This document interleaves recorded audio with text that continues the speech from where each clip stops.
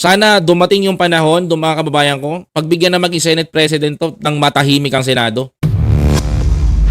Kasi tama yung sinabi ni Tito Sen dito. Nakakahiya maging isang senador. Ang pinoprotektahan mo, isang tao lang. Ang pinoprotektahan mo, yung tao na nakakatulong lang sa'yo.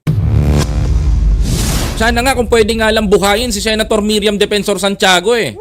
Mga kababayan, kaya nga nasasaktan ako eh. Ang nagsasabi na nabuhay si Senator Miriam Defensor Santiago sa katauhan ng iba sa Senado. Walang makakapantay kay Miriam Defensor, tandaan nyo yan.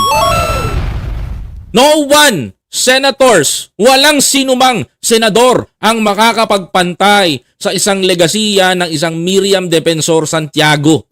Tandaan nyo yan, mga kababayan ko. Tandaan nyo to. Kaya kahit sino mang umepal dyan sa Senado na umupo dyan na sabihin na nagmamala Miriam Defensor, ano masasabi ko? Ano mga kababayan ko? GG kayo. Wala pa rin makakatalo sa legacy nila, mga kababayan. Kaya nga ngayon mga kababayan ko, kitang-kita nyo yung gaano kapangit ngayon ang ating Senado. Ganun na nangyari. So ngayon bumabalik yung mga dating senador, mga kababayan ko. Sana dumating yung panahon, mga kababayan ko, pagbigyan na maging Senate President to ng matahimik ang Senado. Kasi tama yung sinabi ni Tito Sen dito.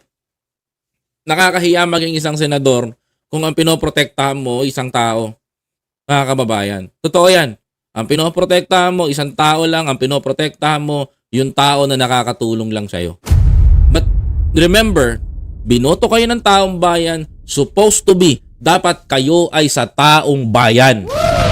Kayo ay sa mamamayang Pilipino, kayo ay dapat sa mamamayan ng bansang Pilipinas.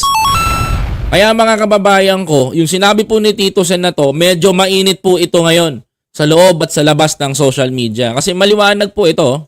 Wala kang karapatan maging senador. Takot ka pala eh. Di ba? Wala ka daw karapatan maging senador. Takot ka pala eh.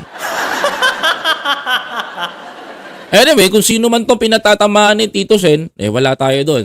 Saka nasa sa kanya yun. Pero, ang gusto ko lang sabihin, wala ka pala eh. Takot ka pala eh.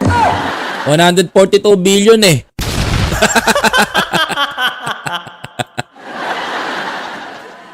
Oh, wala ka pala eh. Takot ka pala eh. May 142 billion ka eh. Di ba? Grabe mga kababayan. Diyos ko. Ano ba naman nangyayari sa Pilipinas, mga kababayan?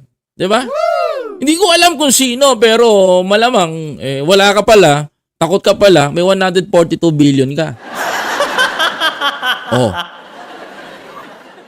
Di ba mga kababayan ko?